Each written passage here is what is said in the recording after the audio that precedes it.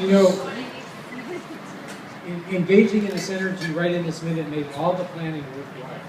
As stressful as it was, we probably, well, it was interesting. I promise you I will not get married again. This is it. Very good. So I want to thank our host for this evening, my father-in-law.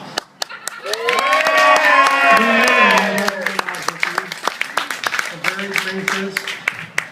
And I want to especially acknowledge my sister for coming. Her husband is recovering, and she came a long way, and it's really nice.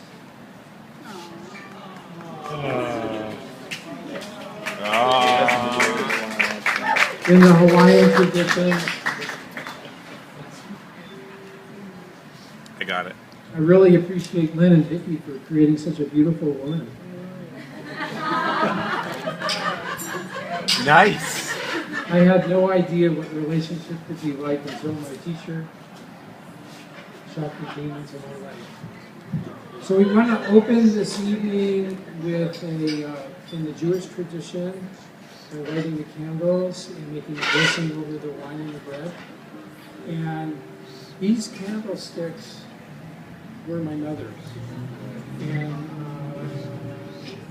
there's a beautiful photo of my mother and father that would have loved to have been here today, and they are. Yeah.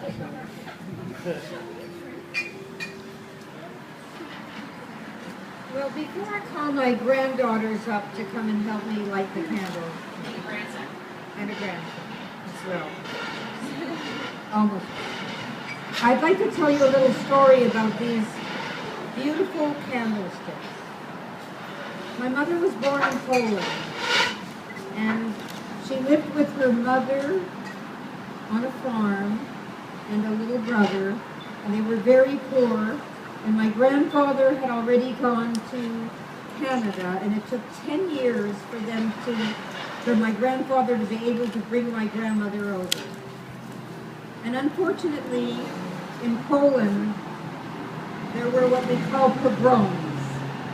And the Polish soldiers used to come into a town and just ransack everything from everybody's home.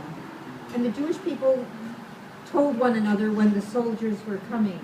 And my grandmother had very few items of importance in a financial way. And these candlesticks were very important to her. And so she put my mother, who was 5 years old, into bed with a big, what they called an Überbutton, a big comforter. And when the soldiers came in, she said to the soldiers, "Take whatever you want, but if I were you, I would stay away from this child in bed because she has the measles."